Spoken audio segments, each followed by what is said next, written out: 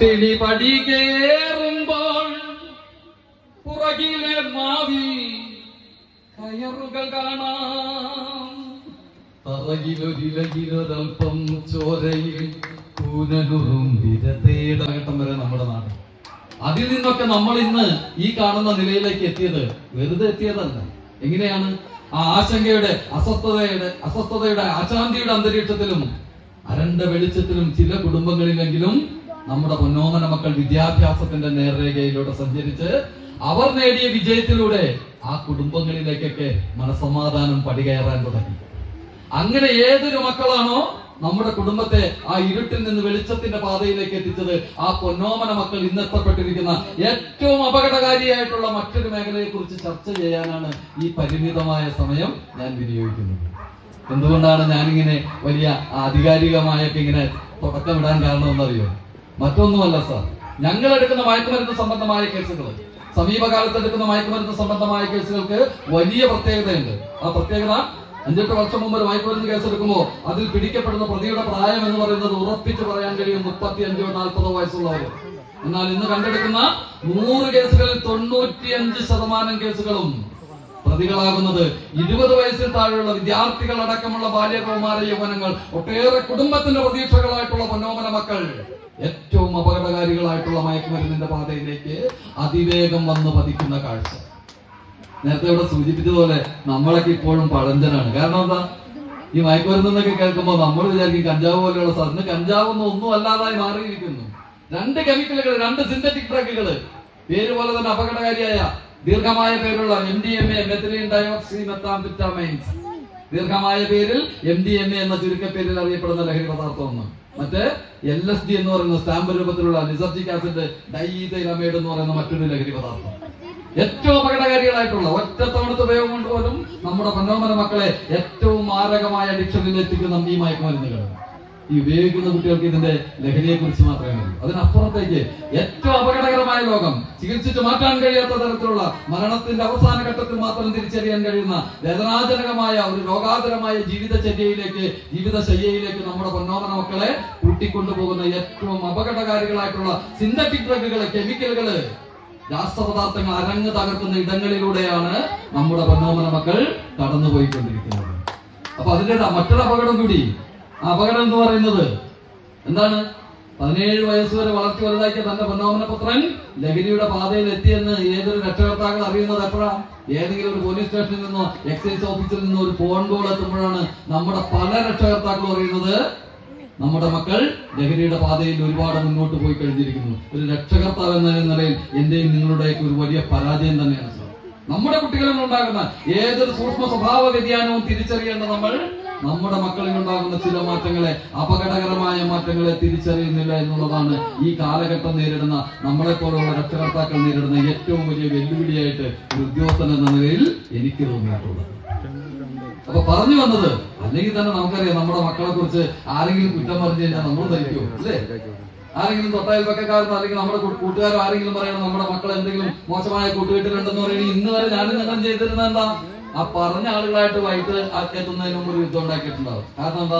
മക്കളുടെ വിശ്വാസമാണ്. ഞാൻ മക്കളെ വിശ്വസിക്കേണ്ടതെന്നല്ല, നിങ്ങൾ മക്കളെ വിശ്വസിക്കണം. പക്ഷേ ആ വിശ്വാസത്തിന് ഒരു വലിയ കരുതൽ വേണ്ട ഏറ്റവും അപകടകരമായ ഒരു കാലഘട്ടത്തിലൂടെയാണ് നമ്മൾ കടന്നു പോകുന്നതെന്ന് പറയാതിരിക്കാൻ നോക്കിയില്ല. എന്തായാലും ഒരു കാര്യം ഉറപ്പാണ്, ലഹരിയുടെ അനിയന്ത്രിതമായ ഉപയോഗം വർദ്ധിച്ചു വരുന്നു. അതിനിരകളാകുന്നത് എന്റെയും നിങ്ങളുടെയും കുടുംബത്തിന്റെ പ്രതീക്ഷകളായിട്ടുള്ള പൊന്നോമന മക്കളാണ്. ഇതിന്റെ ആഘാത പ്രത്യാഘാതങ്ങൾ എല്ലാ ദിവസവും പത്രങ്ങളില് അല്ലെ, എത്ര വാർത്തകളില് വർദ്ധിച്ചു വരുന്ന വാഹനാപകടങ്ങള്, തകർന്നു പോകുന്ന കുടുംബ ബന്ധങ്ങള്, കൊലപാതകങ്ങള്, കൊട്ടേഷൻ സംഘങ്ങള്, മോഷണ പരമ്പരകള്, പീഡന വാർത്തകള്, ഏത് വാർത്തകൾ നിങ്ങൾ എടുത്തു നോക്കിക്കോ. ഈ സമൂഹത്തിൽ നടക്കുന്ന ഏത് അക്രമ പ്രവർത്തനങ്ങള്, ഏത് അരാജകത്വ പ്രവണതകള്, ഏത് അനാശാസ്യ പ്രവൃത്തികൾ ഏതെടുത്തു നോക്കിയാലും നമുക്ക് കാണാൻ കഴിയുന്നത് ലഹരി അതിന്റെ സംഹാര താണ്ഡവമാടുന്ന, ലഹരി അരങ്ങ് തകർക്കുന്ന, അതിന്റെ ദംഷ്ടകൾ ഊന്നിക്കൊണ്ട്, അതിന്റെ കൂർത്ത പല്ലുകൾ ഊന്നിക്കൊണ്ട് നമ്മുടെ പൊന്നോമനകളെ കടിച്ചു കീറാൻ നിൽക്കുന്ന ദയനീയമായ കാഴ്ചയ്ക്കാണ് നമ്മളൊക്കെ സാക്ഷ്യം വഹിച്ചുകൊണ്ടിരിക്കുന്നത്. വാഹനാപകടങ്ങളെ കുറിച്ചൊക്കെ പറയുമ്പോൾ ഒന്ന് പറഞ്ഞു പോകാതെ വയ്യ. ഇന്ന് നിരത്തുകളിൽ പൊരിഞ്ഞു തീരുന്ന ജീവനങ്ങൾ, പ്രത്യേകിച്ച് 2 വീലർ അപകടങ്ങള്. 50 വയസ്സായ ആളുകളാണോ? ഒരു സംശയം വേണ്ട കേട്ടോ. 25 വയസ്സിൽ താഴെയുള്ള വിദ്യാർത്ഥികൾ അടക്കമുള്ളവര്. അവിടെ ഒരു കുഴപ്പമുണ്ട്. 18 വയസ്സാകുമ്പോഴേക്കും നമുക്കറിയാം വീട്ടിലെ കണ്ണൻ ഒച്ചപ്പാടും ബഹളവും. എന്താണ്? ടൂ വീലർ വാങ്ങി കൊടുക്കണം, ലൈസൻസ് എടുക്കണം. നേരത്തെ കണ്ണനെ കൊണ്ട് മാത്രമേ കുഴപ്പമുണ്ടാവുള്ളൂ, ഇപ്പൊ പൊന്നുവിനെ കൊണ്ടും രക്ഷയില്ല. വീട്ടിലൊരു 19 വയസ്സായി 18 വയസ്സ് കഴിഞ്ഞപ്പോ തന്നെ ആദ്യം പറഞ്ഞത് എനിക്കൊരു ടൂ വീലർ വാങ്ങി തരണം. ഭാഗ്യത്തിന് ഇപ്പൊ ഇത്ര നാളായിട്ട് ലൈസൻസ് കിട്ടിയിട്ടില്ല. ഞാനത് വാങ്ങിക്കൊടുക്കാതിരിക്കാൻ നിവൃത്തിയില്ലോ. കാരണം ഈ കാലഘട്ടത്തിൽ നമ്മൾ പഴഞ്ചനായി പോകാതിരിക്കുമല്ലോ. ആണെന്നോ പെണ്ണെന്നോ വ്യത്യാസമില്ലാതെ നമ്മുടെ കുട്ടികൾ പഠിച്ചിരിക്കണം. അപ്പൊ ആ ടൂ വീലർ വാങ്ങിക്കൊടുക്കാൻ നമുക്കറിയാം നമ്മളെ പോലെയുള്ള സാധാരണക്കാർ ഏതെങ്കിലും ഒരു ധനകാര്യ സ്ഥാപനത്തിൽ കൊണ്ടുപോയി പണയം വെച്ചോ അല്ലെങ്കിൽ എന്തെങ്കിലുമൊക്കെ വായ്പ എടുത്തൊക്കെ ഒരു വണ്ടി വാങ്ങിക്കൊടുക്കുമ്പോ, ഞാൻ 2010 ഇത് പറയാനുള്ള കാരണം 2019 തൃശ്ശൂർ സെമിനാറിൽ പങ്കെടുക്കുമ്പോ അവിടെ ക്ലാസ് എടുക്കാൻ വന്ന സാറ് നമ്മുടെ കുട്ടികൾ ഇഷ്ടപ്പെടുന്ന വാഹനത്തെ കുറിച്ച് പറഞ്ഞു. ഇത് ഞാൻ പറഞ്ഞൊരു വാക്ക് ഇതാണ്: ബോഡി ഓഫ് റൈഡിംഗ് പൊസിഷനുള്ള ഇങ്ങനെ ഓടിക്കുന്ന വാഹനങ്ങളാണ് ഏറ്റവും കൂടുതൽ ബാലൻസ്ഡ്. നമ്മുടെ കുട്ടികൾക്ക് അത് ഇഷ്ടമല്ല. 45 ഡിഗ്രി കുനിഞ്ഞ് ഇന്ന് കുഴിയിലേക്ക് കൈയും കാലും നീട്ടിയിരിക്കുന്ന പോലെയുള്ള വാഹനങ്ങൾ. ദൂരെന്നൊക്കെ പറഞ്ഞിട്ടുണ്ട്. ഞങ്ങളൊക്കെ റൈഡ് പോകുമ്പോൾ ചില സമയത്ത് ചില പിള്ളേരൊക്കെ ദൂരെ നിന്ന് വണ്ടി ഓടിച്ചുകൊണ്ട് ചെറിയ പ്ലെയിൻ ഓടിച്ചുകൊണ്ട് വരുന്നതായിട്ടാണ് തോന്നാറ്. ഡ്രൈവർ ചേസ് ചെയ്യാൻ നേരത്ത് പതിയെ പുറത്ത് തട്ടും, അങ്ങനെയൊക്കെ പോയിക്കോട്ടെ എന്ന് പറയും. കാരണം എന്താ, ലഹരിയുടെ അകമ്പടിയോട് കൂടിയാണെങ്കിൽ ഒരു രക്ഷയില്ല. ആ സാറ് പറഞ്ഞ ഏറ്റവും പ്രധാനപ്പെട്ട വാചകം ഇതാണ്. ഞാൻ ആ വാഹനത്തിന്റെ പേരൊന്നും ഞാൻ പറയുന്നില്ല, കാരണം ഈ കാലഘട്ടത്തിന് അങ്ങനെ ഒരു കുഴപ്പമുണ്ടല്ലോ. എന്ത് നല്ല കാര്യം പറഞ്ഞാലും 99% നല്ല കാര്യം പറഞ്ഞു എന്തെങ്കിലും ഒരു കാര്യം ഞാൻ റോങ്ങായിട്ട് പറഞ്ഞു പോയി കഴിഞ്ഞാൽ, ഞാനൊരു വണ്ടിയുടെ പേര് പറഞ്ഞു ഇവിടുത്തെ പിള്ളേർക്കൊക്കെ ചോദിച്ചാൽ ഞാൻ വണ്ടി ഏത് വണ്ടിയാണെന്നൊക്കെ പിള്ളേര് പറയും. ഈ കാലഘട്ടത്തിൽ പ്രത്യേകിച്ച് കുട്ടികളുടെ മുമ്പിൽ ഞാൻ പൊതുവെ കുട്ടികൾക്ക് ക്ലാസ് എടുക്കാറില്ല. ബോധവൽക്കരണ ക്ലാസ്സിൽ എന്നെ വിളിക്കുമ്പോൾ ഞാൻ മനഃപൂർവ്വം ഒഴിഞ്ഞു മാറും. കാരണം എന്താ, കുട്ടികൾക്കല്ല ക്ലാസ് എടുക്കേണ്ടത്, നിങ്ങൾക്ക് രക്ഷകർത്താക്കൾക്കാണ്. ഇപ്പൊ ഞാൻ മെമ്പറുമായിട്ട് സംസാരിച്ചപ്പോൾ തന്നെ ഞാൻ സൂചിപ്പിച്ചത് അതാണ്. എന്തുകൊണ്ടാണ് നിങ്ങൾ രക്ഷകർത്താക്കൾക്ക് ക്ലാസ് എടുക്കേണ്ടി വരുന്നത്? ഏറ്റവും അപകടകരമായ മാറ്റങ്ങൾ നമ്മുടെ കുട്ടികളിൽ ഉണ്ടാകുന്ന ഏതൊരു സൂക്ഷ്മ സ്വഭാവ വ്യതിയാനത്തെയും തിരിച്ചറിയുന്നത്. 17 വയസ്സ് ഒരു ദിവസം സുപ്രഭാതത്തില് നമ്മുടെ കുട്ടികൾ ലഹരി ഉപയോഗിച്ചു കൊടുക്കുന്നതല്ല. അവന്റെ പ്രായത്തില് അവനിൽ വരുന്ന ചില മാറ്റങ്ങളുണ്ട്. ആ മാറ്റങ്ങളെ നിങ്ങൾ അവഗണിച്ചതുണ്ട്. ഉറപ്പിച്ചു പറയാൻ കഴിയും. 10 വയസ്സുള്ളപ്പോൾ നമ്മൾ ഇഷ്ടപ്പെടുന്ന രീതിയിൽ തലമുടിയും വെട്ടി നമ്മൾ ഇഷ്ടപ്പെടുന്ന രീതിയിലുള്ള വസ്ത്രവും ധരിച്ചു പോയ നമ്മുടെ മകൻ 15 വയസ്സെത്തിയപ്പോൾ ഒരു ദിവസം വീട്ടിലേക്ക് വന്നത് പകുതി തലമുടിയും വെട്ടി 36 തുന്നിക്കെട്ടുള്ള ഉടുപ്പിട്ടുണ്ടോ വന്നത്. നമ്മളതിൽ അപകടം തിരിച്ചറിഞ്ഞില്ല. അല്ലാതെ ഞാൻ ക്ലാസ് എടുക്കുന്ന സമയത്ത് ചില ആളുകൾ ചോദിക്കാറുണ്ട്, മുടി നീട്ടി വളർത്തുന്നതല്ല കുറ്റകരമാണോ? ഒരിക്കലും അല്ല. മുടി നീട്ടി വളർത്തുന്നതല്ല കുറ്റകരമാണോ? എത്രയോ ആളുകൾ അവരുടെ കലാപരമായ കഴിവുകളൊക്കെ പ്രകടിപ്പിക്കാൻ വേണ്ടി മുടി നീട്ടി വളർത്തുന്നുണ്ട്. ഒരിക്കലുമല്ല. പക്ഷേ ചില അപകടകരമായ അനുകരണങ്ങൾ സംഭവിക്കുന്നുണ്ട്. ആ അനുകരണങ്ങള് ആ കുട്ടികളിൽ ബാഹ്യമായ ആ രൂപമാറ്റം ഉണ്ടാകുമ്പോൾ നമ്മൾ മനസ്സിലാക്കേണ്ടത് ആ ബാഹ്യമായ രൂപമാറ്റത്തിന്റെ 10 ഇരട്ടി അവരുടെ ആന്തരികമായ മനസ്സ് മാറിക്കഴിഞ്ഞിരിക്കുന്നു. ചില അപകടങ്ങൾ നമ്മുടെ കുട്ടികളെ ചൂഴ്ന്നെടുക്കുന്നുണ്ട്. ഞാൻ അതിനെക്കുറിച്ചും പെട്ടെന്ന് വരും വാക്കുകളിൽ ഞാൻ പറഞ്ഞ് അവസാനിപ്പിക്കാം. അപ്പൊ ഞാൻ പറഞ്ഞു വന്നത് ആ വാഹനത്തെ കുറിച്ച് സാറ് പറഞ്ഞ ഏറ്റവും പ്രധാനപ്പെട്ട വാചകം ഇതായിരുന്നു. എന്താണ് ആ വാചകം? അത്തരത്തിലുള്ള വാഹനങ്ങളുടെ രജിസ്റ്റേർഡ് ഓണർമാരായിട്ടുള്ള പല കുഞ്ഞുങ്ങളും ഇന്ന് ഈ ഭൂമുഖത്ത് ജീവനോടെ ഇല്ല എന്നാണ് അദ്ദേഹം പറഞ്ഞത്. അപ്പോ വർദ്ധിച്ചു വരുന്ന വാഹനാപകടങ്ങളിൽ 40% ടൂ വീലർ അപകടങ്ങളും ലഹരിയുടെ അകമ്പടിയോടുകൂടി നിരത്തിൽ പൊലിഞ്ഞു തീരുന്ന ഒട്ടേറെ കുടുംബത്തിന്റെ പ്രതീക്ഷകൾ തീരുന്നില്ല. ഏത് ഉദാഹരണങ്ങളെ നമുക്ക് കൊണ്ടെത്തിക്കാൻ പറ്റും? ഞാൻ കുട്ടികളുടെ മുമ്പിൽ ഇതിന്റെ പേര് പറയാൻ പാടില്ല എന്ന് പറഞ്ഞാൽ ഈ പിള്ളേരുടെ മുമ്പിലൊക്കെ എന്തെങ്കിലുമൊക്കെ വാക്ക് പറയുന്നത്, അല്ലെങ്കിൽ തന്നെ ഈ പിള്ളേര് പറയുന്ന വാക്കുകളൊക്കെ പഴയ അർത്ഥമൊന്നുമല്ല. ഞാൻ ഇങ്ങനെ ഇവിടെയാണ് പുത്തമ്പേലിക്കര സ്കൂളിൽ ഒരു ക്ലാസ് എടുത്തുകൊണ്ടിരിക്കും, കൈത്തൊഴിലുകളെ കുറിച്ച് പറഞ്ഞു. ഈ വാക്കുകളൊക്കെ പുതിയ പുതിയ അർത്ഥങ്ങൾ വരുന്ന ഒരു കാലഘട്ടം. ആ കൈത്തൊഴിലുകളെ കുറിച്ച് പറഞ്ഞപ്പോ തേപ്പ് എന്ന് പറയുന്ന ഒരു കൈത്തൊഴിലിനെ കുറിച്ച് പറഞ്ഞപ്പോ, ഈ 48 വയസ്സ് വരെ ഞാൻ പഠിച്ചിരിക്കുന്ന തേപ്പ് ഒന്ന് ഇസ്തിരി ഇടുക, ഒന്ന് മേസ്തിരി പണിക്കാരന്റെ തേപ്പ്. ഇന്ന് 17 വയസ്സുള്ള നന്നായിട്ട് ഡ്രസ്സ് തയ്ക്കാനറിയാവുന്ന ഒരു പെൺകുട്ടിയെ നോക്കിക്കൊണ്ട് നല്ലൊരു തേപ്പുകാരിയാണെന്ന് പറഞ്ഞ ഇടപാട് തീർന്നു. കാരണം എന്താ, തേപ്പുകാരി എന്ന വാക്ക് നമ്മൾ ചിരിക്കണ്ട. ഈ വാക്കുകളൊക്കെ ഞാൻ ഈ കുട്ടികൾ പറയുന്ന പല വാക്കുകളും ഞാൻ ഇങ്ങനെ വളരെ കൗതുകത്തോടു കൂടിയാണ് ശ്രദ്ധിക്കാറ്. ഉദാഹരണത്തിന് ഞാൻ ആദ്യമേ ചൊല്ലിയ കവിതയിൽ തന്നെയുണ്ട്, രാത്രി മദ്യപിച്ചിട്ട് എത്തുന്ന അച്ഛൻ ആ കുടുംബത്തിന്റെ മനസമാധാനം കളഞ്ഞ് പിറ്റേ ദിവസം ഉറങ്ങാതെ നമ്മൾ സ്കൂളിൽ ചെല്ലുമ്പോ സ്നേഹനിധിയായ മാർജ ടീച്ചർ സ്കൂളിൽ കയറി ചെല്ലുമ്പോൾ തന്നെ ചോദിക്കും, എന്ത് പറ്റി, മുഖത്ത് വല്ലാത്തൊരു ക്ഷീണം ഉണ്ടല്ലോ, നിങ്ങൾ ഉറങ്ങിയില്ല എന്ന് ചോദിക്കുമ്പോൾ വളരെ നിഷ്കളങ്കതയോടുകൂടി നമ്മൾ പറയുന്ന ഒരു മറുപടി ഉണ്ട്. എന്താണ്? വീട്ടിൽ നിന്നൊരു അച്ഛൻ കണ്ടുപിടിച്ചിട്ട് വന്നിട്ട് ഒച്ചപ്പാടും ബഹളമായിരുന്നു. ഇന്ന് നമ്മുടെ പിള്ളേർ പറയുന്ന മറുപടി ആയിട്ടുണ്ടോ? വീട്ടിൽ നിന്നുള്ള ഡാഡി ഡാർക്ക് സീനായിരുന്നു. ഡാർക്ക് സീനുകളുടെ, ശോകങ്ങളുടെ, ചങ്ക് തിരുമുടി പുരോഗമിച്ചിട്ടുണ്ടെന്നാണ് ബെസ്റ്റി പുതിയ ഐറ്റമാണ്. ഞാൻ അടുത്തിടെ ഇറങ്ങിയതാണ്. നിങ്ങൾ രക്ഷകർത്താക്കൾ ചിരിക്കണ്ട, നിങ്ങൾക്കൊക്കെ ഇട്ടിരിക്കുന്ന പേരെന്താണെന്ന്, പോലീസിനൊക്കെ ഇട്ടിരിക്കുന്ന പേര് ഞങ്ങളെപ്പോലുള്ള കാക്കി ഉടുപ്പുകാർക്ക് ഇട്ടിരിക്കുന്ന പേരൊക്കെ കേട്ട് കഴിഞ്ഞാൽ നടുങ്ങിപ്പോവും, ചങ്ക് പൊട്ടിപ്പോവും.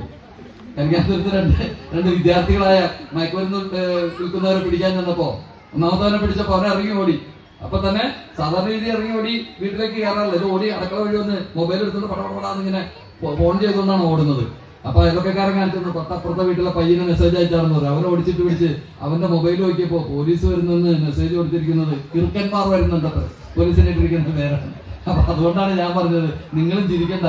ഈ പിള്ളേരെ അവിടെ നിൽക്കണം, ഇവിടെ നിൽക്കണം, അങ്ങോട്ട് പോലെ ഇങ്ങോട്ട് പോലെ എന്ന് പറയുന്ന രക്ഷകർത്താക്കൾക്ക് എന്താ പേരിട്ടേക്കണെന്ന് മക്കളോടൊന്ന് ചോദിച്ചു നോക്കണം. അപ്പൊ പറഞ്ഞു വന്നത് ഇതാണ്, ലഹരിയുടെ അനിയന്ത്രിതമായ ഉപയോഗം ഏറ്റവും അധികം അപകടം വിതച്ചിട്ടുള്ളത് നിരത്തുകളിൽ പൊലിഞ്ഞു തീരുന്ന ബാല്യങ്ങൾ. 40% വാഹനാപകടം. ഇങ്ങനെ ഒട്ടേറെ ഉദാഹരണങ്ങൾ പറയാൻ കഴിയും. മറ്റൊരു ഉദാഹരണം രാജൻ സാറ് സൂചിപ്പിച്ചതുപോലെ തകർന്നു പോകുന്ന കുടുംബ ബന്ധങ്ങള്. കേരളത്തിലെ കുടുംബ കോടതിയിൽ കെട്ടിക്കിടക്കുന്ന നല്ലൊരു ശതമാനം കേസുകളിലും 90% കേസുകളിലും വില്ലനാകുന്നത് ലഹരിയുടെ അനിയന്ത്രിതമായ ഉപയോഗം. ദാമ്പത്യത്തിന്റെ തുടക്കത്തിൽ തന്നെ ഡൈവോഴ്സിലേക്ക് എത്തി നിൽക്കുന്ന കാഴ്ച. ഒരു പെൺകുഞ്ഞിനെ കെട്ടിച്ചു വിട്ടാൽ എത്ര എളുപ്പം പറയുന്ന വാചകമാണ് അല്ലേ? ഇപ്പോഴും പറ്റുന്നുണ്ടോ? പറ്റുന്നുണ്ട്. എന്താണ്? ഒരു ദുഷിച്ച സമ്പ്രദായം നിലനിൽക്കുന്നുണ്ട് അല്ലേ? ഒരു വേലയും കൂലിയില്ലാത്തവനാണെങ്കിലും 5 ലക്ഷം രൂപയ്ക്ക് സ്ത്രീധനം കൊടുക്കേണ്ടി വരുന്ന അവസ്ഥ അല്ലേ? 18-19 വയസ്സുള്ള രക്ഷകർത്താക്കളുടെ നെഞ്ചിരിക്കുന്ന വലിയ പ്രത്യേകത ഉണ്ടെന്നാ ചില ഡോക്ടർമാർ പറയുന്നത്. ആ പ്രത്യേകത വേറെ ഒന്നുമല്ല, ഈ ഭാരിച്ച തുക എവിടുന്ന് ആ കിടത്തിൽപ്പെട്ട ആളാണ് കേട്ടോ ഞാനും. 17-19 വയസ്സുള്ള 2 പെൺകുട്ടികളുടെ അച്ഛനാ. അപ്പൊ കെട്ടിച്ചു വിടാൻ വേണ്ടി എവിടെ നിന്നെങ്കിലൊക്കെ നേരത്തെ സൂചിപ്പിച്ചതുപോലെ വല്ല സൊസൈറ്റിയിൽ എന്തെങ്കിലുമൊക്കെ കൊണ്ടുപോയി ആധാരം കൊണ്ടുപോയി പണയം വെച്ച് കൊടുക്കാൻ നേരത്തെ ഒരൊറ്റ പ്രതീക്ഷയുള്ളൂ. എന്താണ് ആ പ്രതീക്ഷ? ഒരു വേലയും കൂലിയില്ലാത്തവനാണെങ്കിലും ഒരു പ്രതീക്ഷയുണ്ട്. ബ്രോക്കർ പറഞ്ഞൊരു വാചകമുണ്ട് ചെറുക്കന്റെ സ്വഭാവത്തെ കുറിച്ച്, നല്ല തങ്കപ്പെട്ട സ്വഭാവം. ഞങ്ങളുടെ വീടിനടുത്തൊക്കെ ചില ബ്രോക്കർമാർ പറഞ്ഞിട്ടുണ്ട്, നല്ല പൂ പോലെയുള്ള സ്വഭാവം. കല്യാണം കഴിഞ്ഞ് 2 മാസം കഴിയുമ്പോഴാണ് പൂവ് ഏതാണ് നമുക്ക് തിരിച്ചറിയാൻ പറ്റുന്നത്.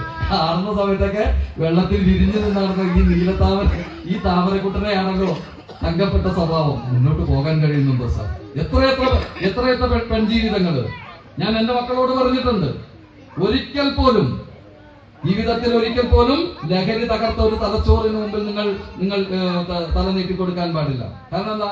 പഴയ കവികളൊക്കെ പാടി വെച്ചിട്ടുണ്ട് ഉള്ളതുപോലെ, ഭാരതാക്ഷമേ നിൻ പെൺമക്കൾ അടുക്കളക്കാരികൾ, വീടാങ്കൂട്ടിൽ കുടുങ്ങും തത്തമ്മകൾ, നരന്ന ഗർഭധാന പാത്രങ്ങളാ നരന്ന് ഗർഭധാന പാത്രങ്ങളാ ജന്മാന്തം, പരതന്ത്രകൾ പശുപ്രായകൾ അബലകൾ. കണ്ണീരൊഴുക്കേണ്ടതല്ല ഒരു പെൺജീവിതവും. ആണെന്നോ പെണ്ണെന്നോ വ്യത്യാസമില്ലാതെ ഓർത്തിരിക്കണം. ഓരോ പെൺമക്കളും ഓർത്തിരിക്കണം. ഒരച്ഛന്റെ വാക്കാണത്. തിരക്കോവി സാറ് പറഞ്ഞിട്ട് ഒരച്ഛന്റെ രോദനം എന്ന് പറയുന്നത് പോലെ ഓർത്തിരിക്കണം. ആണെന്നോ പെണ്ണെന്നോ വ്യത്യാസമില്ലാതെ വിദ്യാഭ്യാസത്തിന്റെ എല്ലാ സാധ്യതകളെയും പ്രയോഗിച്ചുകൊണ്ട് അഭിമാനത്തോടുകൂടി എന്റെ മക്കൾ, എന്റെ പൊന്നോമനകൾ, എന്റെ പെൺമക്കൾ ഈ സമൂഹത്തെ നേരിടണമെന്നാണ് ഒരച്ഛന് നിങ്ങളോട് പറയാനുള്ളത്. അപ്പോ പക്ഷേ ലഹരിയുടെ കാര്യത്തിൽ ഈ പെൺകുഞ്ഞുങ്ങൾ തളർന്നു പോകുന്ന ദയനീയമായ കാഴ്ച. എത്രയെത്ര കുടുംബങ്ങളിൽ ദാമ്പത്യത്തിന്റെ തുടക്കത്തിൽ തന്നെ ഡൈവോഴ്സിലേക്ക് എത്തി നിൽക്കുന്ന പെൺജീവിതങ്ങളെ നമുക്ക് കാണാൻ കഴിയും. ആ ജീവിതങ്ങൾ വേർപിരിയുമ്പോ, അച്ഛനും അമ്മയും വേർപിരിയുമ്പോ അവരുടെ പൊന്നോമന മക്കൾ, നമ്മുടെ സ്നേഹത്തിൽ, നമ്മുടെ സാമീപ്യത്തിൽ, നമ്മുടെ തണലിൽ വളരേണ്ട നമ്മുടെ പൊന്നോമന മക്കൾ, അവരും വലിച്ചെറിയപ്പെടുന്നു. ഈ മയക്കുമരുന്നിന്റെ കേസൊക്കെ എടുക്കുമ്പോൾ പിടിക്കപ്പെടുന്ന കുട്ടികളെ, ഈ കേസെടുക്കുന്ന സമയത്ത് അവരുടെ പൂർവ്വചരിത്രം, അവരുടെ കുടുംബത്തിന്റെ പശ്ചാത്തലം അന്വേഷിക്കേണ്ടതുണ്ട്. ആ അന്വേഷിക്കുമ്പോൾ വലിയ അത്ഭുതമൊന്നും തോന്നാറില്ല ഈ കുട്ടികൾ ഇങ്ങനെ ആയതിൽ. കാരണം എന്താ? അച്ഛനാൽ ഉപേക്ഷിക്കപ്പെട്ടത്, അമ്മയാൽ ഉപേക്ഷിക്കപ്പെട്ടത്, അകന്ന ബന്ധുവിന്റെ തണലിൽ ദൈന്യമായ ജീവിതം നയിക്കുന്ന കുട്ടികൾ എളുപ്പത്തിൽ ഏറ്റവും അപകടകരമായ ഒരവസ്ഥയിലേക്ക് നമ്മുടെ കുഞ്ഞുങ്ങൾ വലിച്ചെറിയപ്പെടുന്നു. തെരുവുകളിലേക്ക്, അനാഥാലയങ്ങളിലേക്ക്, അനാശാസ്യ കേന്ദ്രങ്ങളിലേക്ക്, ഒരു ക്രിമിനൽ സംസ്കാരത്തിലേക്ക് നമ്മുടെ പൊന്നോമന മക്കൾ അതിദയനീയമായി വലിച്ചെറിയപ്പെടുന്ന ഒരു ദയനീയമായ കാഴ്ചയ്ക്ക് നമ്മൾ സാക്ഷ്യം വഹിക്കേണ്ടി വരുന്നുണ്ട്. അവിടെ കൊണ്ട് തീർന്നില്ല സാർ. ഈ അച്ഛനും അമ്മയും വേർപിരിയുമ്പോ അവരെ ആശ്രയിക്കുന്ന മറ്റൊരു കൂട്ടരുണ്ട്. ഇന്നിവിടെ ആദരിച്ചില്ലേ നമ്മുടെ വാർദ്ധക്യങ്ങള്. ഇന്ന് കേരളത്തിൽ വർദ്ധിച്ചു വരുന്ന സ്ഥാപനങ്ങൾക്ക് ഏതെന്ന് ചോദിച്ചാൽ വേദനയോടുകൂടി നമ്മൾ ആ മറുപടി കേൾക്കേണ്ടി വരും. ഈ 10ാം ക്ലാസ് ലെവലിലുള്ള കുട്ടികളോടൊക്കെ നിങ്ങൾ ചോദിച്ചു നോക്കി. വർദ്ധിച്ചു വരുന്ന സ്ഥാപനങ്ങൾ, വൃദ്ധസദനങ്ങള്. ഞാൻ ഇതിന്റെ തീഷ്ണത അറിഞ്ഞതുകൊണ്ടാണ് ഇത്രയും ഇതായിട്ട് എനിക്ക് സംസാരിക്കാൻ പറ്റുന്നത്. എന്റെ ഒരു സുഹൃത്തിന്റെ അച്ഛന്റെ 1ാം ചരമവാർഷികം. അവൻ ആ ദിവസത്തെ ഓർക്കാൻ ശ്രമിച്ചത് നഗരത്തിലെ ഒരു അനാഥാലയത്തിലെ വൃദ്ധരായ മാതാപിതാക്കൾക്ക് വയറ് നിറയെ ഭക്ഷണം കൊടുത്ത് ആ മുഖത്തെ സംതൃപ്തി കണ്ടുകൊണ്ട് വേണം എന്റെ അച്ഛന്റെ ഈ വേർപാട് ദിനത്തെ എനിക്ക് ഓർമ്മിക്കാൻ എന്ന് പറഞ്ഞുകൊണ്ട് ആ പരിപാടിക്ക് പുറമേ നിന്ന് ക്ഷണിച്ച ഏക വ്യക്തി എന്നെയായിരുന്നു. സാർ, ഒരിടം വരെ പോകണം. ഞാനും വിചാരിച്ചിരുന്നു, അന്നേ വരെ ആ സ്ഥാപനത്തെ കുറിച്ച് വിചാരിച്ചിരുന്നത് ആരാലും അന്വേഷിക്കാനില്ലാത്ത തെരുവുകളിൽ അലഞ്ഞു തിരിഞ്ഞു നടക്കുന്ന ആളുകളെ കൃത്യമായ വസ്ത്രവും ഭക്ഷണവും നൽകുന്ന ഒരു അഭയ കേന്ദ്രമായിട്ടാണ് ഞാനും കണ്ടത്. പക്ഷേ അവിടം സന്ദർശിച്ച് അവിടുത്തെ ചില അന്തേവാസികളുമായി സംസാരിച്ചപ്പോ 10 മിനിറ്റ് എനിക്ക് മനസ്സിലായത്, ജീവിതത്തിൽ ഒരിക്കൽ പോലും അത്തരത്തിലുള്ള ഒരു ശരണാലയത്തിന്റെ, അഭയകേന്ദ്രത്തിന്റെ മേൽക്കൂരയ്ക്ക് കീഴിൽ അന്തിയുറങ്ങേണ്ടവരായിരുന്നില്ല അവരിൽ പലരും. 2 തരത്തിൽ ഉപേക്ഷിക്കപ്പെട്ടവർ. ഒന്ന്, വളർത്തി വലുതാക്കിയ പൊന്നോമന മക്കൾ ചെറുപ്രായത്തിൽ ലഹരിയുടെ പാതയിൽ, രോഗങ്ങളുടെ പാതയിൽ, ദുരന്തങ്ങളുടെ പാതയിൽപ്പെട്ട് ഇല്ലാതാകുമ്പോ ശേഷിക്കുന്ന കാലം ഇനിയേത് വഴിയേതെന്നറിയാതെ അനാഥാലയങ്ങളിലേക്ക് വലിച്ചെറിയപ്പെട്ടവർ. അത് വിധി എന്ന് പറയാം. രണ്ടാമതൊരു കൂട്ടരുണ്ട് സാർ. ഏറ്റവും വേദനയോടുകൂടി ഞാൻ കേട്ട ആ ഒരു മറുപടി, എന്താണത്? ജീവിതത്തിന്റെ പ്രയത്നകാലം അത്രയും മക്കൾക്ക് വേണ്ടി എത്തിച്ച്, മക്കളെ പഠിപ്പിച്ച്, മക്കളെ നല്ല നിലയിലെത്തിച്ച്, ഒടുവിൽ മക്കൾ നല്ല നിലയിലെത്തിയപ്പോ ഈ കാലഘട്ടത്തിന്റെ ചില മക്കൾക്കെങ്കിലും തോന്നി തുടങ്ങിയിരിക്കുന്നു, രക്ഷകർത്താക്കൾ അത്ര പോരാ. മകൻ അമേരിക്കയിലാണെന്ന് പറയുമ്പോഴും ആ കൺകോണിലൂടെ ഒലിച്ചിറങ്ങുന്ന കണ്ണീരുണ്ടല്ലോ സാർ, അതിലുണ്ട് എല്ലാ മറുപടിയും.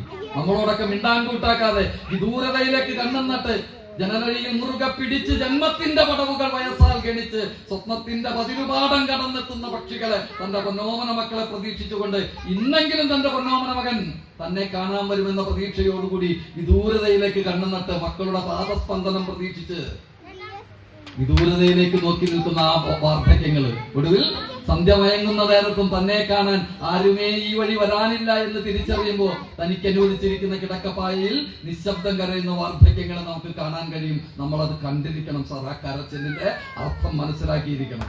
സീതായനം എന്ന് പറയുന്ന ഒരു കവിതയില് ഒരു വരി പറയുന്നുണ്ട്. ഞാനിത് വീട്ടിലിരുന്ന് ചെല്ലുമ്പോൾ എന്റെ 2 പെൺമക്കൾക്കും മനസ്സിലാവും അച്ഛന് എന്തൊക്കെയോ മനസ്സിന് ചെറിയ വിഷമമുണ്ട്, അച്ഛൻ ഇത് സൂചിപ്പിക്കുന്നതാണ്. ആ വരി എഴുതി വെച്ചിരിക്കുന്നത് ഏതാണ്ട് ഇങ്ങനെയാണ്: മുതിരുമ്പോൾ മക്കൾ ചിലപ്പോൾ മാതാവിൻ മഹിമ മറക്കും, തളരുമ്പോൾ താനേ വീണ്ടും തായ്വേരിൻ താങ്ങിനു കേഴും. ശബ്ദമൊക്കെ നിയന്ത്രിക്കാൻ പറ്റാതെ ഈ തുടർച്ചയായിട്ട് ഇങ്ങനെ രക്ഷകർത്താക്കൾക്കുള്ള ക്ലാസ്സുകളെന്നും പറഞ്ഞു വേണ്ടി പാട്ടുകൊണ്ട് ഇങ്ങനെ നിയോഗിച്ചിരിക്കുകയാണ്. അടുത്ത വരി ഇങ്ങനെയാണ്: അമ്മേ നിന്നസ്ഥികൾ പോലും തിന്നുന്ന തിരക്കിനിടയിൽ നിന്മേനിയിൽ നിധികൾ തേടി നിൻകുഴികൾ തീർപ്പതിനിടയിൽ പുത്തണ്ടുകൾ പിഴുതന്യോന്യം പൊരുതിച്ചാവുന്നതിനിടയിൽ മൃത്യുഞ്ജയ മന്ത്രം ചൊല്ലാൻ മക്കൾക്കിന്നൊഴിവില്ലല്ലോ, പുത്രന്മാർക്കൊഴിവില്ലല്ലോ. ആ അവസാന വരിയുണ്ടല്ലോ സാർ, ജീവന്റെ അവസാന തിരികെടുന്ന നേരത്ത്, ഊർധ്വൻ വലിക്കുന്ന നേരത്ത്, അവസാന ശ്വാസം നിലയ്ക്കുന്ന നേരത്തെങ്കിലും തന്റെ പൊന്നോമന മക്കളെ കൊതി തീരെ കണ്ടുകൊണ്ട് മൃത്യുവെ പുൽകാൻ, മരണത്തെ പുൽകാൻ വിധിയില്ലാത്തവരായി നമ്മുടെ വാർദ്ധക്യങ്ങൾ മാറുന്നുണ്ടെങ്കിൽ അതിനുള്ള ഏറ്റവും പ്രധാനപ്പെട്ട കാരണം തകർന്നു പോകുന്ന കുടുംബ ബന്ധങ്ങളാണെന്നും ആ കുടുംബ തകർച്ചയ്ക്കുള്ള കാരണമായി മാറുന്നത് ലഹരി തകർത്ത കുടുംബ ബന്ധങ്ങളാണെന്നും മനസ്സിലാക്കണം. അത് നിങ്ങളുടെ മക്കളെയും മനസ്സിലാക്കി കൊടുക്കണം. കാരണം എന്താ? ഒരു വാർദ്ധക്യം എന്നെയും നിങ്ങളെയും കാത്തിരിപ്പുണ്ട്. ഈ കാലഘട്ടത്തിന്റെ ഇന്നിന്റെ ഈ വാർദ്ധക്യം അനുഭവിക്കാത്ത ഓരോ സുഖവും സന്തോഷവും അനുഭവിക്കാൻ നമുക്കും വിധിയില്ല എന്ന് മനസ്സിലാക്കിയിരിക്കണം. കാരണം എന്താ? കാലത്തിനൊരു കാവ്യനീതിയുണ്ട് സാർ.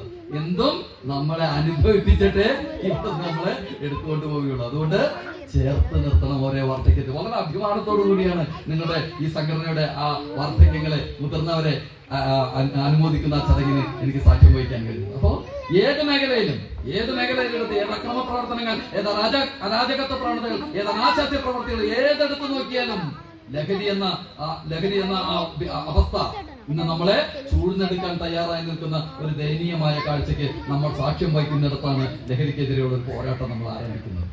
സത്യം പറയാലോ, ലഹരിക്കെതിരെയുള്ള ഒരു പോരാട്ടം ആരംഭിക്കുന്നത് നിങ്ങൾ വിചാരിക്കുന്ന പോലെ ഇങ്ങനെയുള്ള സെമിനാറിൽ പോകുമ്പോൾ നമ്മുടെ കുടുംബത്തിൽ നിന്ന്. ഞാനിത് പറയാനുള്ള കാരണം 2013 മുതൽ ലഹരിയുടെ വിമുക്തിയുടെ ക്ലാസ് എടുക്കുന്നയാളാണ് ഞാൻ.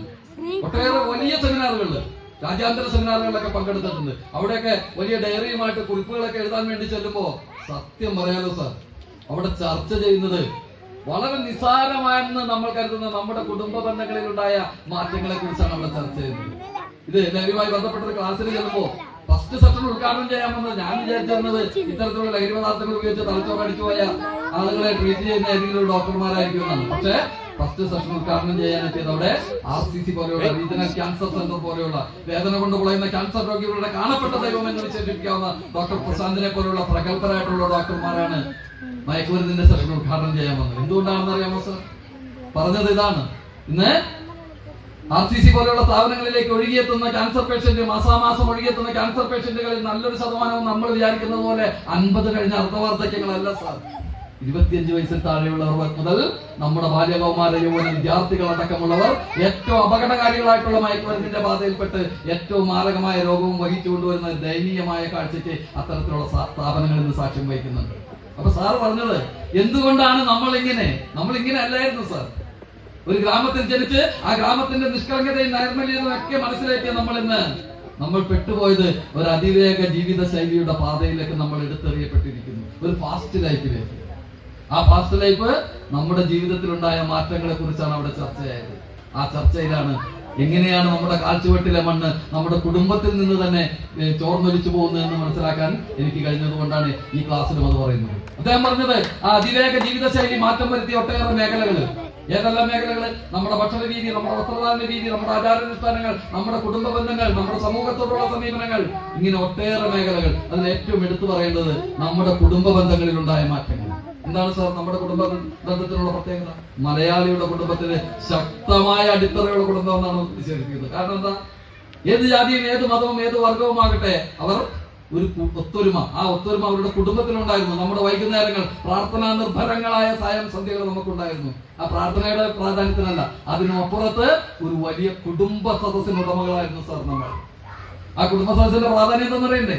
ഒരു പഠിക്കുന്ന കുഞ്ഞുള്ള വീട്ടിൽ ആ കുഞ്ഞ് സ്കൂളിൽ പോകുമ്പോഴേ കൂട്ടുകാരൻ പറഞ്ഞത്, കൂട്ടുകാരി പറഞ്ഞത്, ടീച്ചർ പറഞ്ഞത്, പരിചയമില്ലാത്തവർ പറഞ്ഞത്, ഇതെല്ലാം കേട്ടുകൊണ്ട് വന്ന് വീട്ടിൽ വന്ന് പറയുമ്പോ ആ കുടുംബ സദസ്സിലെ മുതിർന്നവരായ നമ്മുടെ വാർദ്ധക്യങ്ങൾ എവിടെ നമ്മൾ അവിടെ കൊണ്ടുപോയി ആക്കിയ ആ വാർദ്ധക്യങ്ങള് അതിലെ ശരി തെറ്റുകളെ വേർതിരിച്ചു കൊടുക്കുന്ന ഒരു നല്ല കുടുംബ സദസ്സിന് ഉടമകളായിരുന്നു നമ്മള്. ആ കുടുംബ സദസ്സിന്റെ ആ നമ്മുടെ ഈ കുഞ്ഞുങ്ങളുടെയൊക്കെ നമ്മുടെ ഈ കുഞ്ഞിക്കണ്ണുകളുടെ പ്രഥമ വിദ്യാലയം എന്ന് പറയുന്ന നമ്മുടെ കുടുംബത്തിൽ അവർക്ക് ഏറ്റവും നല്ല പാഠങ്ങൾ പറഞ്ഞു കൊടുത്തിരുന്നത് ഈ പറഞ്ഞ വാർദ്ധക്യങ്ങളായിരുന്നു. ഈ വാർദ്ധക്യം എന്ന് പറഞ്ഞാൽ നിസ്സാര പ്രാധാന്യമൊന്നും കേട്ടോ. ഒട്ടേറെ കാര്യങ്ങൾ നമ്മുടെ ഈ കുഞ്ഞു മനസ്സിലേക്ക് ബാല്യത്തിൽ ഏറ്റവും നല്ല പാഠങ്ങൾ പഠിപ്പിച്ച് ഈ പൊതുസമൂഹത്തിലേക്ക് നമ്മുടെ മക്കളെ നല്ല സ്വഭാവത്തോടു കൂടി പറഞ്ഞു വിട്ടത്. ശരിയല്ലേ? 50 വയസ്സായെങ്കിലും ഇപ്പോഴും തൊട്ടടുത്തിരിക്കുന്ന അടുത്തിരിക്കുന്നവന്റെ കയ്യിലോ കാലിലോ ഒന്ന് ചവിട്ടിക്കഴിഞ്ഞാൽ നമ്മൾ ഇങ്ങനെ ഒന്ന് തൊട്ടുകൊള്ളൂ ഇല്ലേ? പല യൂണിവേഴ്സിറ്റിയിലും പഠിച്ചിട്ടാണോ? നമ്മുടെ കുടുംബാന്തരീക്ഷത്തിൽ നിന്ന് നമ്മൾ പഠിച്ചത്. ഇന്ന് 5ാം ക്ലാസ്സിൽ പഠിക്കുന്ന ഷൂസ് ഇട്ട് നമ്മുടെ കാലം ചവിട്ടിയാ അവന്റെ മുഖത്തേക്ക് വെക്കാൻ 2 കാലം കൊണ്ട് ചാടി കയറി ചവിട്ടിക്കൊണ്ട് ഓടിക്കാതെ. നല്ല പാഠങ്ങൾ നമ്മുടെ കുടുംബത്തിൽ നിന്ന് അപ്രത്യക്ഷമായിരിക്കുന്നു. വാർദ്ധക്യങ്ങൾക്ക് വലിയ പ്രാധാന്യം ഉണ്ടെന്ന് ഞാൻ പറഞ്ഞത് അതുകൊണ്ടാ. ഉറുമ്പ് വീണ ഭക്ഷണം കളയാതിരിക്കാൻ വേണ്ടി അമ്മമ്മ പറഞ്ഞത് എന്താ? ഉറുമ്പ് വീണ ഭക്ഷണം കഴിച്ചാൽ കണ്ണിന് കാഴ്ച കിട്ടും. 49 വയസ്സായി. ഞാനൊരു പുസ്തകത്തിൽ പഠിച്ചിട്ടില്ല ഉറുമ്പിന്റെ കണ്ണിന്റെ കാഴ്ച കളയാൻ പറ്റുമെന്നോ, ഉറുമ്പിന്റെ കാഴ്ച കൂട്ടാൻ പറ്റുമെന്നോ, കാഴ്ച കളയാൻ പറ്റുമെന്നോ. എങ്കിലും ഇപ്പോഴും ഉറുമ്പ് വീണ ഭക്ഷണത്തിൽ നിന്ന് ആ ഉറുമ്പിനെ എടുത്തു കളഞ്ഞുകൊണ്ട് ഞാൻ കഴിക്കുമ്പോ ശാസ്ത്രത്തിന്റെ പിൻബലം പറ്റുന്ന എന്റെ 12ാം ക്ലാസ്സുകാരി ചിലപ്പോ പറയും, അച്ഛാ ഇത് പൊട്ടത്തെറ്റാണ്, ഇതില് യാതൊരു അർത്ഥവുമില്ല. പക്ഷെ ഞാൻ മറുപടി കൊടുക്കുന്നത് ഇങ്ങനെയാണ്, നിങ്ങളുടെ ശാസ്ത്രം ശരിയായിരിക്കാം, പക്ഷെ ആ ശാസ്ത്രത്തിനും അപ്പുറം പഴമയുടെ മനസ്സ് പഠിപ്പിച്ച ഒരു വലിയ പാഠമുണ്ട്. അധ്വാനിച്ചു കൊണ്ടുവരുന്ന ഭക്ഷണം പാഴാക്കി കളയാൻ പാടില്ല. ഇങ്ങനെയാവാൻ അല്ലെങ്കിൽ തന്നെ നമ്മുടെ മലയാളികളുടെ ഒരു കുഴപ്പമതാ. എന്താണ്? ഒരുപാട് ശീലങ്ങൾ, ഒരുപാട് ശീലുകൾ, നല്ല ശീലുകള്. മസൂരൻ സാറിന്റെ അച്ഛൻ തുറന്നു വിടുന്ന പറഞ്ഞ ഒരു കവിതയില് സാർ എഴുതി വെച്ചിട്ടുണ്ട്. ഒരു കുഞ്ഞ് ഉണർന്നെഴുന്നേറ്റാൽ ഉറങ്ങുന്നത് വരെ എങ്ങനെയായിരിക്കണം ഈ സമൂഹത്തോട്, എല്ലാവരോടും, എല്ലാ ജീവജാലങ്ങളോടും, ചരങ്ങളോടും അചരങ്ങളോടും, ജീവനുള്ളവയോടും ജീവനില്ലാത്തവയോടും, ഭൂമി, ജലം, അഗ്നി, വായു, ആകാശം, എല്ലാത്തിനോടും ഏറ്റവും മര്യാദയോടുകൂടി പെരുമാറണം. ഉണർന്നെഴുന്നേറ്റാൽ വലിയ ഇങ്ങനെയാ, ഉണർന്നേറ്റാൽ നിലം തൊട്ട് ക്ഷമയോതുന്നു, ഉദിക്കും ദേവന് വെള്ളം ജപിച്ചേകുന്നു, പുരമുറ്റ തുളസിക്കു വലം വയ്ക്കുന്നു, പറവയ്ക്കും പുലരന്നം പകർന്നൂട്ടുന്നു. എല്ലാ ജീവജാലങ്ങളോടും സഹാനുഭൂതി ഉണ്ടാകണം. ഒരു തുമ്പിയുടെ വാലിൽ വാരി കെട്ടി നൂല് കെട്ടി പറപ്പിക്കാൻ ഒരുങ്ങുമ്പോഴേക്കും അമ്മമ്മ പറയും ഉപദ്രവിക്കരുത്, അതൊരു ജീവിയാണ്, അൻപുണ്ടാകണം, ദയയുണ്ടാകണം. ഇങ്ങനെയാ വരി. തുമ്പി വാലിൽ നാലു കെട്ടി പറപ്പിക്കുമ്പോൾ അൻപു വേണം, ഉയരല്ലേ വിതക്കുന്നമ്മ, തളിർത്തണ്ടു പറിക്കുമ്പോൾ തടുക്കുന്നമ്മ, നടുതല പിടുങ്ങല്ലേ പാപമാണുണ്ണി, ആറ്റുനെഞ്ചിൽ നഞ്ചറിഞ്ഞ് മീൻ പിടിക്കുമ്പോൾ നീറ്റലുള്ളിലൊളിപ്പിച്ചിട്ടമ്മ ചോദിക്കും, കണ്ണനോ നീ വിഷം തുപ്പും കാളിയപ്പാമ്പോ, കണ്ണനോ നീ വിഷം തുപ്പും കാളിയപ്പാമ്പോ, ഉണ്ണിയായാൽ കണ്ണനെ പോലിരിക്കേയുള്ളൂ, പുളിമാവിൻ ഉയിർക്കൊമ്പിൽ കെണിയേറിഞ്ഞ് കുലമാങ്ങയടത്തുമ്പോൾ തടുക്കുന്നമ്മ, കിളിക്കും അണ്ണാനുമുള്ളത് എടുക്കുന്നെന്തേ, നമുക്ക് വേണ്ടുന്നത് കീഴ്ക്കൊമ്പിലുണ്ടല്ലോ, എന്തിനാണിതൊക്കെയെന്ന് വിളിക്കുന്നേരം നമ്മൾ മാത്രമല്ല നമ്മൾ ഒഴിയുന്നമ്മ. ആ വാക്കിലാണ് സാർ നമ്മൾ നമ്മൾ മാത്രമല്ല, നമുക്ക് അപ്പുറവും ഇപ്പുറവും നമുക്ക് മുൻപും പിൻപും ഒക്കെ നമ്മളോടൊപ്പം ചേർക്കേണ്ട, നമ്മൾ സഹാനുഭൂതി കാണിക്കേണ്ട ഒട്ടേറെ മനുഷ്യരുണ്ടെന്ന് ഇങ്ങനെ നല്ല പാഠങ്ങൾ പഠിപ്പിച്ചുകൊണ്ടാണ് ഓരോ മക്കളെയും വീടിന്റെ പടിക്കെട്ടിൽ നിന്ന് ഈ പൊതുസമൂഹത്തിലേക്ക് ഇറക്കിവിടാൻ കഴിഞ്ഞത്. ഇന്ന് ആ വാർദ്ധക്യങ്ങളിൽ നിന്ന് നമ്മുടെ കുടുംബങ്ങളിൽ നിന്ന് അപ്രത്യക്ഷമായിരിക്കുന്നു അല്ലേ? ചില മരുമക്കളൊക്കെ പറയുന്നത് കേട്ടാൽ ഭർത്താവിന്റെ അമ്മ എവിടെയെന്ന് വെച്ചാൽ ഓൾഡേജ്, അങ്ങനെയാണ് ഇംഗ്ലീഷ് പറയുമ്പോൾ കുഴപ്പമില്ല, ഓൾഡേജ് ഹോമുകളിലാക്കിയിട്ടുണ്ടെന്ന് പറഞ്ഞാൽ പാലാ ബ്രില്യൻസിന് ട്യൂഷൻ ഉണ്ടാക്കി എന്ന് പറയുന്ന ആ ലാഘവത്തോടു കൂടിയാണ് തിരിച്ചറിയണം സാർ. വാർദ്ധക്യങ്ങൾ എവിടെയും നമ്മൾ ചേർത്ത് നിർത്തണം. കാരണം ഒരു നല്ല സ്വഭാവ സവിശേഷതകളോടുകൂടി നമ്മുടെ കുഞ്ഞുമക്കൾ വളർന്നിട്ടുണ്ടെങ്കിൽ ആ മക്കൾ വളർന്നതിന് ഏറ്റവും ദൃഷ്ടാന്തമായത് നമ്മുടെ ഈ വാർദ്ധക്യങ്ങൾ അവരോടൊപ്പം ഉണ്ടായിരുന്നത് കൊണ്ടാണ്. അപ്പോ പറഞ്ഞു വന്നത്, മക്കളോടൊത്ത് ഈ ക്ലാസിന്റെ ഒരു പ്രധാനപ്പെട്ട വാചകം ഇതാണ്: മക്കളോടൊത്ത് അല്പനേരം മിനക്കെട്ടിരിക്കണം. നമുക്ക് കഴിയണം സാർ. 10 മിനിറ്റെങ്കിലും ഒരു ദിവസം മക്കളോടൊത്ത്. ആ 10 മിനിറ്റ് പിള്ളേരെ കണക്കിന്റെ സയൻസിന്റെ മാർക്ക് ചോദിക്കാനാണെങ്കിൽ ദൈവത്തെ ഓർത്ത് നിങ്ങൾ ഇരിക്കണ്ട. അവരുടെ അസ്വസ്ഥതകൾ, അവരുടെ ആശങ്കകൾ എല്ലാം തിരിച്ചറിയാൻ കഴിയണം. അങ്ങനെ തിരിച്ചറിയുമ്പോ മക്കളോടൊത്ത് അല്പനേരം മിനക്കെട്ടിരിക്കുമ്പോ അവർക്ക് എത്തപ്പെടാവുന്ന അപകടങ്ങളെ കുറിച്ച് അല്ലേ, അച്ഛനും അമ്മയും മക്കളും തമ്മിലൊരു ഇന്ററാക്ഷൻ കുറയുമ്പോ ഏറ്റവും പ്രധാനപ്പെട്ട ഒരു അപകടം നമ്മുടെ പെൺമക്കള് സ്നേഹത്തിന് വേണ്ടി മറ്റൊരിടങ്ങളിലേക്ക് എത്തുന്ന, സമൂഹത്തിലേക്ക് ഇറങ്ങുന്ന കാഴ്ച. ആ സ്നേഹത്തിന്റെ പ്രത്യേകത എന്താ? ഒരു പെൺകുഞ്ഞെന്ന നിലയിൽ അവരുടെ വിലപ്പെട്ടതെല്ലാം കവർന്നെടുത്തുകൊണ്ട് അവളെ ആത്മഹത്യയുടെ മുൻപിലേക്ക് കൊണ്ടെത്തിക്കുന്ന ഒട്ടേറെ പ്രണയത്തെ കുറിച്ചൊക്കെ നമുക്കൊക്കെ ഈ 19 വയസ്സായ ആളുകൾക്ക് നമുക്ക് പഴയ കഥകൾ, നളനും ദമയന്തിയും രമണനും ചന്ദ്രിയൊക്കെ വായിച്ചിട്ടുള്ളവർക്കൊക്കെ പറയാൻ കഴിയും. പ്രണയം മധുരതരമാണ്. പത്രത്തിനോട് ഒരു കവിതയിൽ പ്രണയത്തെ കുറിച്ച് ഇങ്ങനെ ഒരു വരി എഴുതിയിട്ടുണ്ട്: നീലിമേ നീ ഓർക്കുന്നുവോ, നീലിമേ നീ ഓർക്കുന്നുവോ, നമ്മൾ പണ്ട് ഞാറ്റുവേലയ്ക്കൊന്നായി തകർക്കുവാൻ കാറ്റാടി മരങ്ങൾക്കിടയിലിരുന്ന് കൂട്ടിക്കിടിച്ചിട്ട വർണ്ണങ്ങളൊക്കെയും ഉണ്ടായിരുന്നു. നീ ചൊറ്റുപാത്രം തുറന്ന് വറ്റു കൈകളാൽ തന്ന ഉപ്പുമാങ്ങയിൽ പച്ചമുളകല്ലി കുത്തിച്ചതച്ചതിൽ പോലുമീ നമ്മുടെ ജീവന്റെ കൽപ്പാന്ത രുചികൾ, കാറ്റാടി മരങ്ങളും കടൽത്തിരമാലകളും അസ്തമയ സൂര്യനും കൂട്ടിറങ്ങുന്ന നക്ഷത്രജാലവും ഒക്കെ പ്രണയത്തിന്റെ പ്രതിബിംബങ്ങളായിരുന്ന ഒരു കാലഘട്ടം. ഇന്ന് പ്രണയത്തിന്റെ പ്രതിബിംബങ്ങൾ മാറി. കാറ്റായം, ജ്യൂസ്, ആസിഡ്, പൊട്ടുവടി, വെട്ടുകത്തി, ചുറ്റിക, ഒന്ന് മറ്റൊന്നിനെ കൊന്നെടുക്കുന്ന രീതിയിൽ അല്ലേ പ്രണയിക്കുന്ന കവിതാക്കൾ തമ്മിൽ വഴക്കിട്ട് കഴിഞ്ഞാൽ ആണിന്റെ കയ്യിൽ ഒരു കുട്ടി വെള്ളം കണ്ടെന്ന് പെണ്ണ് പ്രാണനം കൊണ്ട് ഓടിക്കളയും. കാരണം എന്താ? പ്രേമാഭിഷേകം അല്ലെന്ന് ആസിഡിന്റെ അഭിഷേകമാണ് നടക്കുന്നത്. നഷ്ടപ്പെടുന്നത് ആർക്കാണ് നോക്കണം. 17 വയസ്സ് വരെ കണ്ണിലെ കൃഷ്ണമണി പോലെ വളർത്തിയ വലുതാക്കിയ പെൺമക്കൾ പ്രണയത്തിന്റെ പാതകളിൽ കുരുങ്ങിപ്പോകുന്ന ദയനീയമായ കാഴ്ച. മറ്റൊരു മേഖല സൈബർ അഡിക്ഷന്റെ, പറയാതിരിക്കാൻ നോക്കിയില്ല അല്ലേ? ഇന്ന് ഏറ്റവും അപകടം, കൊറോണ എന്ന ഭീകരം വലിഞ്ഞു കെട്ടി ഉറുക്കിയപ്പോൾ നമ്മുടെ കുട്ടികൾ എത്തപ്പെട്ടിരിക്കുന്ന ഏറ്റവും അപകടകരമായ മേഖല സൈബർ അഡിക്ഷന്റെ മേഖല. 19,000 രൂപ വിലയുള്ള മൊബൈൽ ഫോണിന്റെ ഉടമകളായി ഈ കുഞ്ഞി കണ്ണുകൾ മാറിയപ്പോൾ ഒരു ഫോൺ കോൾ വന്നാൽ പോലും ഈ കുട്ടികളുടെ ഇന്നൊന്നും മേടിച്ചെടുക്കാൻ കിടന്ന പാട്. ഇന്ന് ഈ കഥ സാറ് പറയുന്നത് 10ാം ക്ലാസ് വരെ ഒരറ്റെണ്ണത്തിന് ഈ ഫോൺ കൊടുക്കരുതെന്ന് പറയുന്നത്. ആ കുഞ്ഞി കണ്ണൊക്കെ മനസ്സിൽ പറയേണ്ടത് വെറുതെ മരിച്ചിട്ട് പാര വയ്ക്കാൻ വേണ്ടി വന്നേക്കരുത്, മൊബൈൽ കൊടുക്കരുത്. ഞാൻ പറഞ്ഞു വന്നത് ഇതിന്റെ ഉപയോഗമല്ല സാർ, ഇതിന്റെ ദുരുപയോഗമാണ് നടക്കുന്നത്. പറയാതിരിക്കാൻ നോക്കില്ല. തയ്യാറടിക്കും. ഈ ക്ലാസ്സിൽ കേട്ടുകൊണ്ട് ഇന്ന് വീട്ടിൽ ചെന്നുകൊണ്ട് 10ാം ക്ലാസ്സിൽ താഴെയുള്ള പിള്ളേരുടെ അടുത്ത് നെറ്റ് ടെൻഷനുള്ള ഫോൺ ഉപയോഗിക്കേണ്ടെന്ന് പറഞ്ഞാൽ മണിച്ചിത്രത്താഴെ നാഗവലീനെ കാണേണ്ടി വരും വീട്ടിൽ. അത് നിങ്ങൾ തന്നെ സഹിച്ചോളാം. അപ്പോ പറഞ്ഞു വരുന്നത് ഞാൻ കൂടുതൽ തിരിച്ചിരിക്കുന്നില്ല. കുഞ്ഞുങ്ങളൊക്കെ പരിപാടി അവസാനിപ്പിക്കാണ്ട് മക്കളോട് അല്പനേരം മിനക്കെട്ടിരിക്കണം. ആ മിനക്കെട്ടിരിക്കുമ്പോ ക്ലാസും ട്യൂഷനും കഴിഞ്ഞ് 7 മണിക്ക് എത്താത്തവൻ എന്തുകൊണ്ട് എത്തിയില്ല എന്ന് അന്വേഷിച്ചിരിക്കണം സാർ. ഈ കാലഘട്ടം നിങ്ങളോട് പറയുന്ന വാക്കാണത്. മക്കളോട് അല്പനേരം മിനക്കെട്ടിരിക്കണം. അന്വേഷിച്ചിട്ട് പറയും, മറുപടി പറയും. കമ്പൈൻഡ് സ്റ്റഡി എവിടെയായിരുന്നു? കമ്പൈൻഡ് സ്റ്റഡി എന്നറിയണം. 10ാം ക്ലാസ് 15 വയസ്സുള്ള തന്റെ മകന് ഒരു 25 വയസ്സുള്ള ഒരു കൂട്ടുകാരനുണ്ടെങ്കിൽ ആ കൂട്ടുകെട്ടിനെ ഒന്ന് ശ്രദ്ധിക്കണം സാർ. നിസ്സാര കാര്യത്തിന് പോലും നിങ്ങളോട് തട്ടിക്കയറുന്നവൻ, വിശപ്പില്ലാത്തവൻ, അലക്ഷ്യമായി നടക്കുന്നവൻ, ഉറക്കമില്ലാതെ നടക്കുന്നവൻ, അങ്ങനെയൊക്കെ ഈ കാലഘട്ടത്തിന്റെ പിള്ളേർ ഇങ്ങനെയാണെന്ന് പറഞ്ഞ് എഴുതി തള്ളിയ ഒരു വലിയ ദുരന്തത്തിൽ നിങ്ങൾ സാക്ഷ്യം വഹിക്കേണ്ടി. നമ്മുടെ കുടുംബത്തിന്റെ സാമ്പത്തിക പരിസ്ഥിതിയിൽ ഒതുങ്ങാത്ത തരത്തിലുള്ള മൊബൈൽ ഫോണുകൾ അല്ലെങ്കിൽ വാഹനങ്ങൾ ഉപയോഗിക്കുന്ന കുട്ടികൾ, ഇത്തരത്തിലുള്ള കുട്ടികൾ നമ്മുടെ അങ്ങനെയുള്ള സാധനങ്ങൾ കണ്ടാൽ തീർച്ചയായിട്ടും അന്വേഷിക്കണം സാർ, എവിടെയാണ് ലഹരിയുടെ മാഫിയ നമ്മുടെ കുട്ടികളെ കുരുക്കിലാക്കാൻ കണ്ടെത്തിയിരിക്കുന്ന ഏറ്റവും പ്രധാനപ്പെട്ട ഒരു മീഡിയയായി ഈ മൊബൈൽ മാറിക്കഴിഞ്ഞിട്ടുണ്ടോ എന്നുള്ളത് കൂടി നിങ്ങളുടെ ശ്രദ്ധയിലേക്ക് എത്തിക്കുകയാണ്. എന്തായാലും ഞാൻ കൂടുതൽ ദീർഘിപ്പിക്കുന്നില്ല. മക്കളോട് അല്പനേരം മിനക്കെട്ടിരുന്നുകൊണ്ട് ഒരു വലിയ ഉത്തരവാദിത്വം കൂടി നിങ്ങൾക്കുണ്ട് സാർ. ആ ഉത്തരവാദിത്വം എന്ന് പറയുന്നത് ഒരു ലഹരി വിരുദ്ധ ഗൃഹാന്തരീക്ഷം സൃഷ്ടിക്കാൻ കഴിയണം. ആരുമാകട്ടെ, വീട്ടിൽ അച്ഛനോ കൊച്ചച്ഛനോ മുത്തച്ഛനോ അപ്പൂപ്പനോ ആരുമാകട്ടെ, വലിക്കുന്നവരോ കുടിക്കുന്നവരോ ഉണ്ടാകട്ടെ, പക്ഷേ നമ്മുടെ ഈ കുഞ്ഞിക്കണ്ണുകളുടെ മുന്നിൽ വെച്ച് ഒരു തരത്തിലും ലഹരി ഉപയോഗിക്കുന്നില്ല എന്ന് ഉറപ്പുവരുത്താൻ നമുക്ക് കഴിയണം. അങ്ങനെ മക്കളോട് അല്പനേരം മിനക്കെട്ടിരുന്ന് അവരുടെ വിദ്യാഭ്യാസത്തിന്റെ പാതയിലെ വിദ്യാഭ്യാസത്തിന്റെ അനന്ത സാധ്യതകൾ, വിദ്യാഭ്യാസത്തിന്റെ സമസ്ത മേഖലകൾ, വിദൂര പഠനങ്ങൾ എല്ലാം അവർക്കായി പ്രദാനം ചെയ്തുകൊണ്ട് അഭിമാനത്തോടെ